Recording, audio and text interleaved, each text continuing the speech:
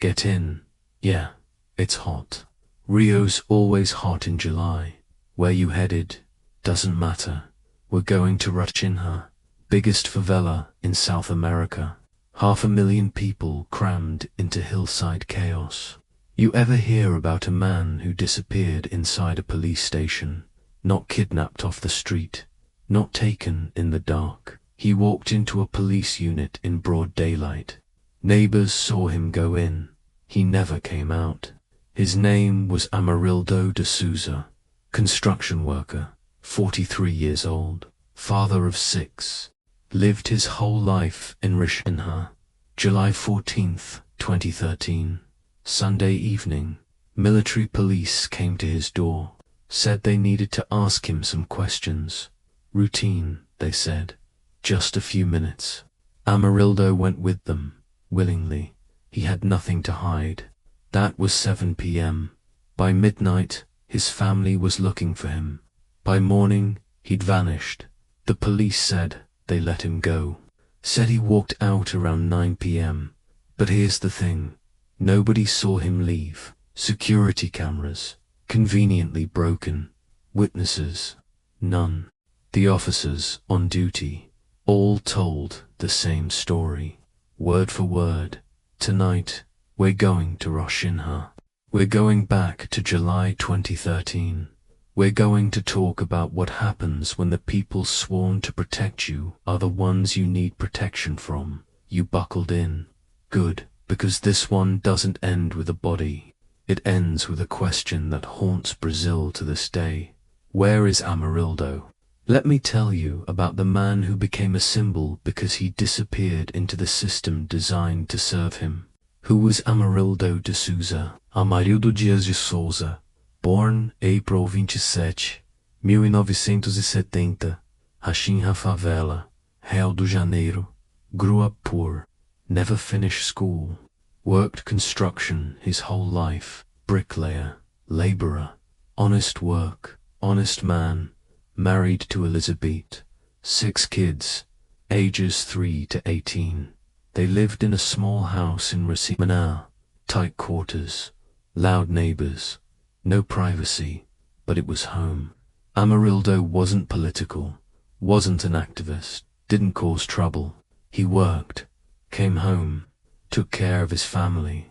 The kind of guy you'd never notice, the kind of guy who should have been safe. But in 2013, Rocinha was changing, and Amarildo got caught in the middle. The pacification program in 2008, Rio de Janeiro launched the UPP, Unidade de Polícia Pacificadora, pacifying police units.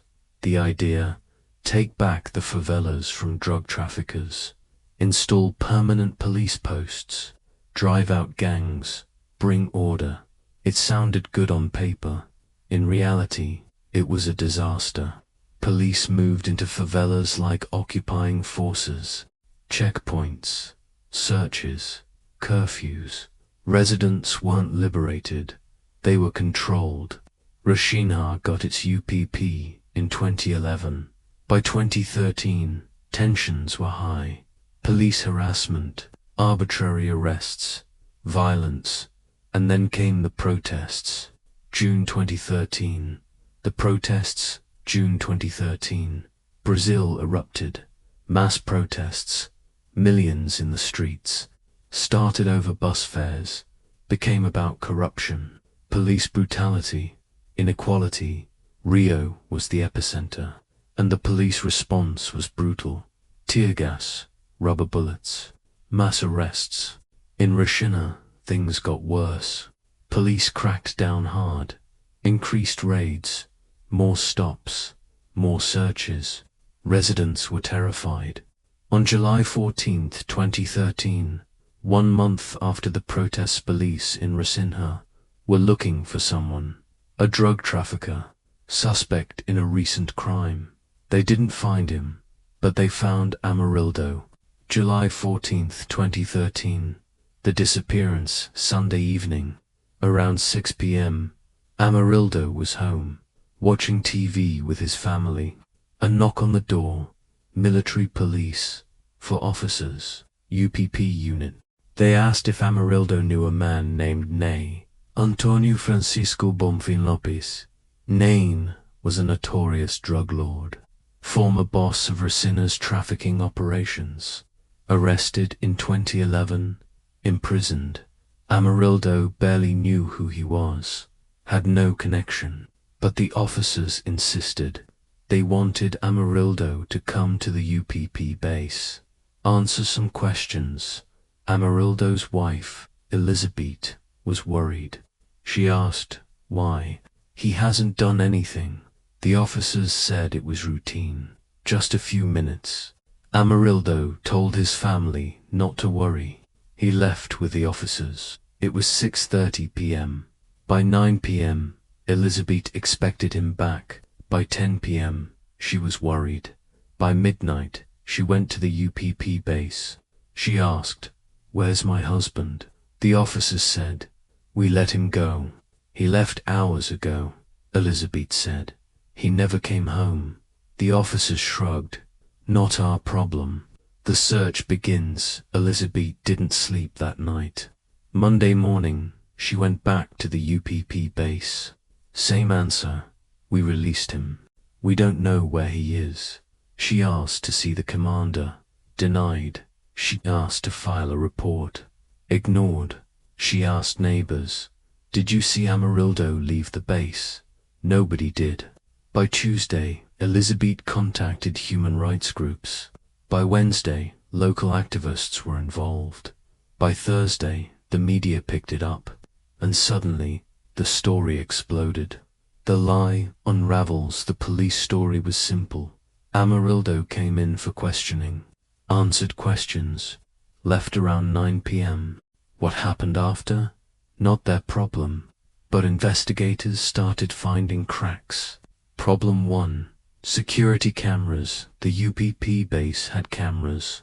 Should have recorded Amarildo entering and leaving. But police said the cameras were broken. All of them, that day. Conveniently, problem 2. The sign-in log. Police stations keep logs. Who comes in, who goes out, times, signatures. Amarildo's name, not in the log. Police said it was an oversight. Problem 3. Witnesses' neighbors reported seeing Amarildo enter the base. Nobody saw him leave, not one person. Police said people must have missed it. Problem 4. The officers, every officer on duty that night, told the exact same story. Same words, same timeline, same details. 2 identical, like they'd been coached. The protests. Where is Amarildo? By late July, Amarildo's disappearance became a national symbol. Protests erupted across Rio. Signs everywhere. Cadê o marido? Where is Amarildo? His face on posters, t-shirts, graffiti. The case wasn't just about one missing man anymore. It was about police brutality, corruption, the favelas, the system. President Dilma Rousseff was forced to respond. Federal police took over the investigation, and slowly, the truth started coming out. The arrests. August 2013. Federal police arrested the first officer, Major Edson Santos, commander of the UPP base. Then more arrests. Lieutenant Jailson de Freitas, Corporal Marcio Borges, Officer Carlos Armando. By October 2013, 25 officers were under investigation, and then one of them broke. The confession. October 2013. Lieutenant Jailson de Freitas confessed. He described what happened that night. According to his testimony, Amarildo was brought to the UPP base around 6:30 p.m. He was taken to a back room. Officers accused him of hiding drugs, hiding traffickers, lying. Amarildo denied everything. Because it was true, he had no connection to drug trafficking. But the officers didn't believe him. So they tortured him. They beat him, suffocated him with plastic bags, electrocuted him. They demanded information he didn't have. Amarildo begged, screamed, pleaded. At some point around 11 p.m., he stopped responding. He was dead. The officers panicked. They couldn't report it, couldn't admit they'd tortured and killed an innocent man. So they disposed of the body. The disposal, according to testimony, Amarildo's body was placed in a plastic bag. Officers drove it to a remote location. Some reports say the body was dismembered. Others say it was buried. Still others say it was dumped in a river or lake. The exact method never confirmed, because Amarildo's body was never found. The trial began in 2014. It was one of the most watched trials in Brazilian history. The prosecution presented confessions from officers involved. Forensic evidence of blood at the UPP base matched Amarildo's DNA. Testimony from neighbors who heard screams. Cell phone records showing officers coordinating after Amarildo's death. The defense argued confessions were coerced. No body, no proof of death. Amarildo could still be alive, hiding in March 2014. The verdict: Major Edson Santos, 25 years, torture and murder. Lieutenant Gelson de Freitas, 22 years, torture and murder. Corporal Márcio Borges, 22 years, torture and murder. Several other officers received sentences ranging from 5 to 15 years. Justice, finally. But Amarildo's body, still missing. The aftermath: Elizabeth and her 6 children never got closure. No body to bury, no grave to visit, just absence. The UPP program, discredited, reformed, eventually largely dismantled. Rocinha still controlled by traffickers, still mistrusted by police, still struggling. The officers in prison, some appealing, some serving time. And Amarildo, he became a symbol. Cadê o Amarildo became a rallying cry. Not just for him, for every favela resident who disappeared, every victim of police violence, every person the system failed. But symbols don't bring people home, and Amarildo is still gone. We know what happened to Amarildo. Officers confessed, were convicted. But let's talk about the why and the system that made it possible. Theory 1. Wrong place, wrong time. Police were looking for a trafficker. They grabbed Amarildo because he lived nearby, looked like a target, was convenient. They tortured him for information he didn't have. He died. They panicked. They covered it up. This theory fits the confession, but it raises the question: if this was random, how many others? Theory 2. Quota pressure. Some investigators believe UPP officers were under pressure to produce results. Arrests, confessions, intelligence. Amarildo was grabbed to fill a quota, to show commanders they were working. When the torture went too far, he died. The cover-up was institutional. Everyone involved knew they'd be punished if the truth came out. Theory 3. The culture of impunity. Brazilian police have a long history of extrajudicial killings. Suspects resisting arrest, bodies dumped, cases ignored. In favelas, this is normalized. Amarildo's torture wasn't an aberration. It was standard practice. He died because officers believed they could get away with it, and they almost did. Theory 4. The cover-up was bigger than the crime. Why was the cover-up so organized? Cameras broken, logs missing. Officers coordinated. Some believe the UPP command knew immediately, that higher-ups ordered the cover-up, that this went beyond the officers in the room. Evidence limited. But the systematic nature of the cover-up suggests institutional involvement. The unanswered questions: where is Amarildo's body? Who ordered the cameras disabled? How many other people disappeared from UPP bases? Why did it take a national outcry for arrests to happen?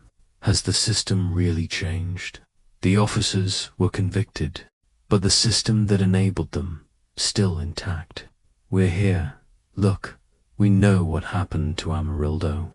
He was tortured to death by police officers who thought they could get away with it. He was innocent, had no connection to crime, just lived in the wrong place, and the police killed him, then lied, covered it up, coordinated a story. It took national protests for anyone to care. It took federal intervention for arrests to happen. And even then, even with confessions, convictions, sentences, Amarildo's body was never found. His wife, Elizabeth, spent years asking, "Where is Amarildo?" She never got a real answer, just a courtroom verdict, not a grave, not closure, just the knowledge that her husband died screaming in a police station, and nobody helped him. The UPP program was supposed to bring peace. It brought fear. Amarildo's case exposed the lie, showed the world what favela residents already knew. The police aren't always there to protect you. Sometimes they're the ones you need protection from. The meter's off. Rocinha's still there, still struggling, and somewhere maybe in a river, maybe buried, maybe dissolved, Amarildo's body remains missing. His family got justice in a courtroom, but they'll never get him back. And that's the real tragedy. Not just that he died, but that he disappeared. And nobody in power cared until the world was watching. There's an ancient principle that says the powerful are accountable for the powerless, that those in authority carry a sacred responsibility, that when they abuse it, the weight is heavier than any other crime. Amarildo de Souza trusted the police. He went willingly, believed he'd be safe. He thought, "I have nothing to hide. I'll answer their questions. I'll go home." He never imagined that walking into a police station would be the last thing he'd ever do. There's a warning woven into the moral fabric of existence, that those who harm the innocent will be held accountable, that violence done in secret will be exposed, that oppression cannot hide forever. The officers who killed Amarildo tried to hide it. Disabled cameras, erased logs, coordinated lies. They thought they'd gotten away with it. But Elizabeth wouldn't stop asking, "Where is my husband?" And her question became a movement, a symbol, a reckoning. There's a truth in ancient wisdom, that the blood of the innocent cries out. Amarildo's body was never found, but his voice through his family, through protests, through Queda o Amarildo. That voice wouldn't be silenced. The officers were convicted, but Amarildo's family will never have closure. No grave to visit, no body to bury, just the knowledge that he died in terror, and the people who were supposed to protect him killed him. I think about Elizabeth sometimes. 6 kids, no husband, no closure, just the weight of unanswered questions. Where is Amarildo? She knows he's dead. The courts confirmed it, but where? That question haunts her, and it should haunt all of us. Because Amarildo wasn't a criminal, he wasn't a threat. He was a construction worker, a father, a man who trusted the wrong people. We're told that justice will come, that the oppressed will be lifted up, that those who mourn will be comforted. Amarildo's family got partial justice, convictions, sentences, but comfort. How do you comfort someone who'll never bury their loved one? There's a weight to that. A reminder that justice in a courtroom isn't the same as peace in a heart. That convictions don't bring people back. That sometimes the system gives you a verdict, but not closure. And you have to live with that forever. Hey, thanks for staying with me through this one. I know it's hard. I know it's heavy. But Amarildo's story needs to be told, because he's not the only one. He's just the one that became a symbol. If this case affected you, if You're angry that an innocent man was tortured to death by police. If you're frustrated that his body was never found. If you think favela residents deserve better, do me a favor, hit that like button. Subscribe if you want more stories like this. Cases that expose police brutality, systemic violence, and injustice. Drop a comment. Tell me what you think about the UPP program, about police accountability, about Amarildo's legacy. I read every one. And if you know someone who cares about human rights, police reform, or stories that challenge power, share this with them. The algorithm rewards engagement. And honestly, these stories need to reach people. I've got more cases, more truths, more stories that powerful systems don't want told. Next time, we're going somewhere just as dark. Until then, hold power accountable. Believe victims. And remember, Amarildo de Souza was a construction worker, a father, a man who did nothing wrong.